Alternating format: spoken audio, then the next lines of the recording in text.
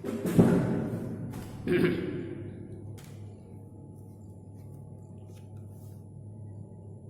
باللہ من الشیطان الرجیم، بسم اللہ الرحمن الرحیم۔ قال اللہ تعالی بسم اللہ الرحمن الرحیم والضحى واللیل اذا سجى ما ودعك ربك وما قلى وللآخرة خير لك من الأولى ولسوف يعطيك ربك فترضى ألم يجدك يتيما فآوى ووجدك ضالا فهدى ووجدك عائلا فأغنى وأما اليتيم فلا تقهر وأما السائل فلا تنهر وأما بنعمة ربك فحدث۔ عزیز طلبہ، کل سورۃ الشرح کا ترجمہ اور اس کی تشریح کی گئی تھی۔ آج کے اس درس میں سورۃ الضحیٰ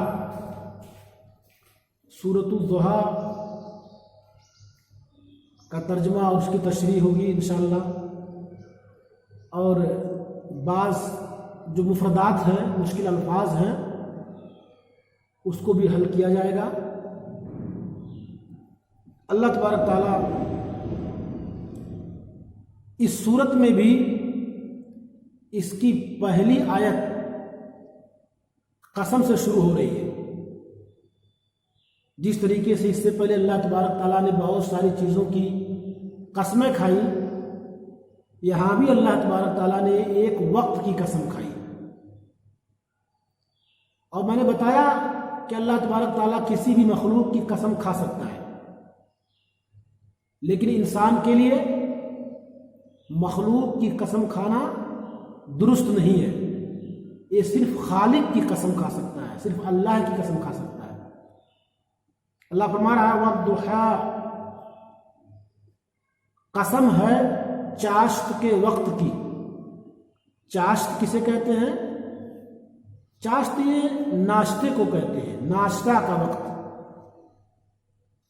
یہ ناشتے کا وقت کب ہوتا ہے؟ جب سورج نکل جاتا ہے تھوڑا سا اور تھوڑی سی دھوپ ہو جاتی ہے، یہ چاشت کا وقت ہے، ناشتے کا وقت ہے۔ اگرچہ اللہ تبارک تعالیٰ نے ایک وقت کی قسم کھائی ہے، چاشت کی قسم کھائی ہے، ایک خاص وقت کی، لیکن اس سے مراد پورا دن ہے۔ اس سے مراد پورا دن ہے، یعنی اللہ نے دن کی قسم کھائی ہے، پورے دن کی قسم کھائی ہے، کیونکہ اس کے بعد جو قسم کھانے اللہ تعالیٰ جا رہا ہے وہ رات کی قسم ہے۔ پہلے اللہ نے فرمایا والضحیٰ، قسم ہے چاشت کے وقت کی، واللیل اذا سجا، اور قسم ہے رات کی جب وہ تاریک ہو جائے۔ سجا، سجا یہ سکنہ کے معنی میں ہے، ساکن ہونا، ٹھہرنا، یعنی جب رات مکمل طور سے ساکن ہو جائے، یعنی پورا اندھیرا ہو جائے، وہ رات ہے۔ تو اللہ نے یہاں رات کی قسم کھائی ہے، فرمایا واللیل اذا سجا، اور قسم ہے رات کی جب وہ چھا جائے، جب وہ تاریک ہو جائے، جب وہ اندھیرا ہو جائے، جب وہ ساکن ہو جائے، جب وہ ٹھہر جائے۔ کوئی بھی ترجمہ آپ کر سکتے ہو۔ آگے اللہ فرما رہا ہے ما ودعک ربک وما قلی۔ اللہ تبارک تعالیٰ اپنے نبی محمد رسول اللہ صلی اللہ علیہ وسلم کو مخاطب کر کے فرما رہا ہے ما ودعک، ودا کے معنی چھوڑنے کے ہوتے ہیں، اور قلا بیزار ہونا، چھوڑنا اور بیزار ہونا۔ اللہ نے فرمایا ما ودعک ربک وما قلی۔ اس آیت میں اللہ نے فرمایا کہ تجھ کو تیرے رب نے نہ تو چھوڑا اور نہ ہی وہ بیزار ہوا. ما ودعک ربک وما قلی، نہیں چھوڑا تجھ کو تیرے رب نے، وما قلی، اور نہ وہ تجھ سے بیزار ہوا، نہ تجھ سے الگ ہوا. جیسا کہ کفار سمجھ رہے تھے. کفار یہ کہہ رہے تھے کہ ان کا رب ان کا ساتھ نہیں دے رہا ہے، یہ تو ہمیشہ پریشان رہتے ہیں، ان کا رب ان سے بیزار ہے، ساری نعمتیں ساری چیزیں مجھے ہی کو مل رہی ہیں. تو اللہ نے آپ کو تسلی دی اور کہا کہ اے نبی آپ ان کی باتوں سے مایوس مت ہوئیے. ما ودعک ربک وما قلی، نہیں چھوڑا تجھ کو تیرے رب نے، وما قلی، اور نہ تجھ سے بیزار ہوا، نہ تجھ سے الگ ہوا. آگے اللہ فرما رہا ہے وَلَلْآخِرَةُ خَيْرٌ لَكَ مِنَ الْأُولَى. وَلَلْآخِرَةُ، یہاں آخرت اور اولا، آخرت کا مطلب آخرت اور اولا سے مراد دنیا. چونکہ دنیا پہلے آئی اور اس کے پیچھے اس کے بعد آخرت آئے گی، اس لیے اولا سے مراد یہاں دنیا ہے. وَلَلْآخِرَةُ، اور آخرت، خیر لک، تیرے لیے بہتر ہے، تیرے لیے آخرت بہتر ہے، من الاولا، دنیا سے. بعض لوگ ترجمہ کر رہے ہیں یقیناً تیرے لیے بعد کا دور پہلے دور سے اچھا ہے، بعد کا دور پہلے دور سے بہتر ہے. ظاہر بات ہے پہلے دنیا اس کے بعد آخرت ہے، اس لیے ترجمہ ہوگا یقیناً تمہارے لیے آخرت دنیا سے بہتر ہے. وَلَسَوْفَ يُعْطِيكَ رَبُّكَ فَتَرْضَىٰ، آگے اللہ فرما رہا ہے کہ عنقریب تجھ کو تمہارا رب دے گا. یعطیک، یعنی تمہارے رب کی طرف سے تمہیں ملے گا، تمہارا رب تمہیں دے گا. فترضیٰ، پس آپ اس سے خوش ہو جاؤ گے. کیا اللہ تعالیٰ دے گا کہ جس سے آپ خوش ہو جائیں گے؟ مفسرین نے اس کی تفسیر کی ہے. ترجمہ تو صرف یہ ہوگا کہ تجھے تیرا رب بہت جلد انعام دے گا اور تو راضی ہو جائے گا. تو اس سے مراد اس سے دنیا کی فتوحات ہیں، دنیا کی فتوحات، مسلمان اس کو فتح کر لیں گے، اسلام کا دبدبہ ہو جائے گا، اسلام پھیل جائے گا، اور اس کے بدلے میں آخرت کا اجر اور ثواب. تو اس انعام سے مراد دنیا کی فتوحات، اسلام کی اشاعت، اور خوش ہو جائے گا تو اس سے مراد اجر و ثواب، یعنی دنیا کی فتوحات اور آخرت کا اجر و ثواب اللہ آپ کو دے گا تو آپ خوش ہو جائیں گے. اور آخرت میں سے ایک چیز اور جس کو اللہ دے گا، اور کیا ہے وہ؟ حق شفاعت. وہ حق شفاعت ہے، یعنی آپ کو اللہ تبارک تعالیٰ شفاعت کا حق دے گا جو کسی کو نہیں دے گا، جو کسی کو نہیں دے گا. کیا مطلب؟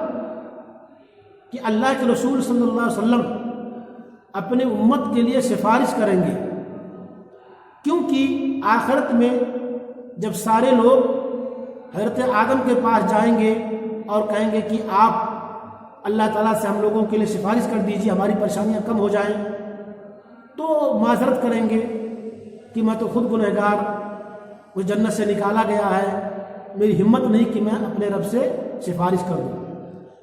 اس کے بعد لوگ آگے بڑھیں گے، نوح کے پاس، ابراہیم کے پاس، موسیٰ کے پاس، عیسیٰ کے پاس، باری باری سب کے پاس جائیں گے، لیکن سب لوگ معذرت کر لیں گے کہ ہمارے اندر یہ ہمت نہیں ہے کہ میں رب کے پاس جاؤں اور ان سے سفارش کروں، اس لیے کہ ہم سے بھی کچھ نہ کچھ غلطیاں ہوئی ہیں. کیا غلطیاں ہوئی ہیں؟ یہ تفسیر آپ دیکھیے قرآن میں. یہاں یہ مراد ہے کہ آخر میں لوگ ہمارے نبی محمد رسول اللہ صلی اللہ علیہ وسلم کے پاس جائیں گے اور آپ سے کہیں گے کہ آپ سید المرسلین ہیں، آپ اللہ سے ہم لوگوں کے لیے سفارش کر دیجئے۔ تو اللہ تبارک تعالیٰ سے آپ سفارش کریں گے، آپ سجدے میں گر جائیں گے، اللہ کی تعریف کریں گے، بڑائی بیان کریں گے۔ تب اللہ تبارک تعالیٰ کہے گا یا محمد ارفع راسک، اے محمد اپنے سر کو اٹھاؤ، کیا چاہتے ہو، کیا چاہیے بتاؤ، مانگو دیا جائے گا۔ اس کے بعد اللہ کے رسول صلی اللہ علیہ وسلم کو یہی حق شفاعت دیا جائے گا، یعنی سفارش کا حق آپ کو دیا جائے گا۔ آپ اپنے امتیوں کی مغفرت کے لیے سفارش کریں گے کہ اللہ میری امتیوں کو تو بخش دے۔ اس کے بعد اللہ تبارک تعالیٰ ان کے گناہوں کے مطابق ایک ایک کر کے بخشے گا۔ جو لوگ جہنم میں ہیں ان میں سے ان کو بھی نکالے گا، دھیرے دھیرے دھیرے سب کو نکال لے گا، یہاں تک کہ آخر میں جس کے دل میں رائی کے برابر بھی ایمان تھا اللہ تبارک تعالیٰ اس کو بھی نکال کر کے جنت میں داخل کر دے گا۔ اب جہنم میں بچیں گے صرف مشرک اور کافر۔ تو یہ حق شفاعت آپ کو دیا جائے گا۔ تو اس سے مراد بعض لوگ کہتے ہیں کہ یہ حق شفاعت بھی داخل ہے جو آپ کو اپنی امت کے گنہگاروں کے لیے ملے گا۔ وَلَسَوْفَ يُعْطِيكَ رَبُّكَ فَتَرْضَىٰ، اور عنقریب آپ کو آپ کے رب کے طرف سے وہ انعام دیا جائے گا، وہ انعام ملے گا جس سے آپ راضی ہو جائیں گے، جس سے آپ خوش ہو جائیں گے۔ اللہ فرما رہا ہے أَلَمْ يَجِدْكَ يَتِيمًا فَآوَىٰ، اللہ فرما رہا ہے کہ کیا اس نے تم کو نہیں پایا یتیم، کیا اس نے تم کو یتیم نہیں پایا بس اس نے تمہیں پناہ دی۔ اللہ فرما رہا ہے کہ کیا تمہارے رب نے تم کو یتیم نہیں پایا، یعنی جب تم یتیم ہو گئے تھے بچپن میں تو اس نے تم کو پناہ دیا، اس نے تمہیں مضبوط کیا، اس نے تمہاری حالت کو بہتر بنایا اور تمہارا ساتھ دیا۔ کیا یہ اللہ نے نہیں کیا؟ وَوَجَدْكَ ضَالًّا فَهَدَىٰ، اور وہ تجھے بھولا ہوا پایا۔ یہاں ضالًا مطلب گمراہ نہیں، بھولا ہوا، بھٹکا ہوا، تجھے بھولا ہوا پا کر تجھ کو ہدایت نہیں دی۔ وَوَجَدْكَ ضَالًّا فَهَدَىٰ، اور تجھ کو پایا ضالًا بھولا اور بھٹکا ہوا، فَهَدَىٰ، بس اس نے تمہیں ہدایت دی، یعنی اللہ نے تمہیں ہدایت دی، یعنی تجھے دین شریعت اور ایمان کا پتہ نہیں تھا، یہی ہے بھولا اور بھٹکا، یعنی تجھے شریعت اور ایمان کے بارے میں کوئی پتہ نہیں تھا تو اس نے تمہیں اس چیز کو بتایا، تمہیں بھٹکا ہوا بھولا ہوا پایا اور تمہیں ہدایت دی۔ وَوَجَدْكَ عَائِلًا فَأَغْنَىٰ، اور اس نے تم کو کیا پایا؟ عائلاً، محتاج، نادار، غریب۔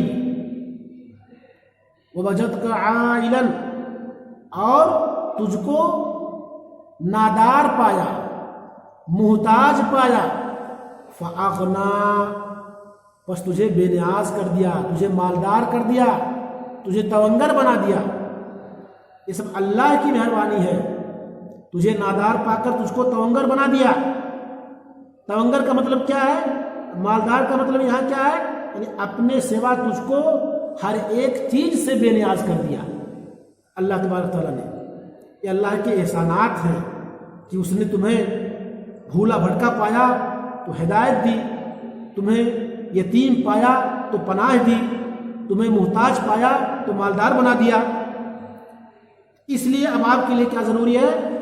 فَأَمَّا الْيَتِيمَ فَلَا تَقْهَرْ، پس آپ یتیم کے ساتھ سختی نہ کیجیے۔ تقہر، سختی کرنا، یتیم کے ساتھ آپ سختی نہ کیجیے۔ وَأَمَّا السَّائِلَ فَلَا تَنْهَرْ، اور سائل کو ڈانٹیے ڈپٹیے نہیں۔ یعنی پہلی بات یتیم کو سختی کے ساتھ نہ بھگائیے، سختی نہ کیجیے۔ یتیم کسے کہتے ہیں؟ میں نے آپ کو بتایا یتیم کسے کہتے ہیں یتیم اس شخص کو کہتے ہیں، اس بچے کو کہتے ہیں جو جس کے بلوغت سے پہلے بچپن ہی میں اس کے والد انتقال ہو جائے، جس کا باپ بچپن میں ہی مر جائے بلوغت سے پہلے، اسے یتیم کہتے ہیں۔ اور جانوروں میں کون یتیم ہے؟ جس کی ماں مر جائے، جس کی ماں مر جائے جانوروں میں بچپن میں وہ یتیم، اور انسانوں میں جس کا باپ مر جائے بلوغت سے پہلے وہ یتیم۔ تو یتیموں کی کفالت کا بہت بڑا ثواب ہے۔ یتیموں کی کفالت، اس کی ذمہ داری، اس کی پرورش کے تعلق سے اللہ کے رسول صلی اللہ علیہ وسلم کی بے شمار حدیثیں ہیں جس میں اس کی فضیلت آئی ہے کہ یتیموں کے ساتھ اچھے معاملات پیش کیجئے، ان کی دیکھ بھال کیجئے، ان کی پرورش کیجئے، ان کے ساتھ سختی نہ کیجئے۔ اسی بات کو اللہ فرما رہا ہے فَأَمَّا الْيَتِيمَ فَلَا تَقْهَرْ، بس آپ یتیموں کے ساتھ سختی نہ کیجئے۔ وَأَمَّا السَّائِلَ فَلَا تَنْهَرْ، اور سائل یعنی مانگنے والا، مانگنے والے کو ڈانٹیے نہیں، تنہر ڈانٹنا ڈپٹنا۔ کوئی آپ کے گھر پہ آئے، آپ سے کچھ مانگے اپنی ضرورت کی چیز، اللہ کا واسطہ دے کر کے آپ سے مانگے تو تھوڑا ہی صحیح آپ اس کو دے دیجئے، نہیں ہے تو اچھی طریقے سے اس سے بات کر لیجئے تاکہ اسے تکلیف نہ ہو، اور اسے ڈانٹیے ڈپٹیے بالکل نہیں۔ وَأَمَّا بِنِعْمَةِ رَبِّكَ فَحَدِّثْ، بسم اللہ فرما رہا ہے اور اپنے رب کی نعمت کو بیان کرتے رہیے، اپنے رب کی نعمت کو یاد کرتے رہیے۔ فحدث، حدیث کی معنی گفتگو، بات چیت، اور اپنے رب کی نعمت کو بیان کرتے رہیے، یعنی اس کو یاد کرتے رہیے، بھولیے نہیں۔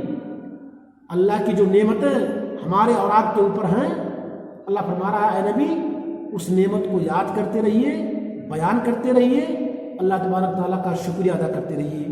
اسی کے ساتھ سورۃ الضحیٰ کا ترجمہ اور اس کی تشریح ختم ہوئی، باقی انشاءاللہ کل۔ والسلام علیکم ورحمۃ اللہ وبرکاتہ۔